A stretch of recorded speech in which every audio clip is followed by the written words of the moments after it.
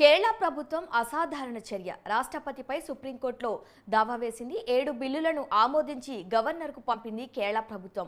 పరిశీలన కోసం రాష్ట్రపతికి పంపింది గవర్నర్. ఉద్దేశపూర్వకంగానే జాప్యం చేస్తున్నారని కేరళ ప్రభుత్వం మండిపడుతోంది. సుప్రీంకోర్టును ఆశ్రయించింది ప్రభుత్వం. సమైక్య స్ఫూర్తికి విరుద్ధంగా ప్రవర్తిస్తున్నారని కేరళ ప్రభుత్వం వ్యాఖ్యానించింది. ఇక గవర్నర్ ఆరిఫ్ మహ్మద్ ఖాన్ రాష్ట్రపతి ద్రౌపది ముర్ముపై సుప్రీంకోర్టులో రిట్ పిటిషన్ దాఖలు చేశారు.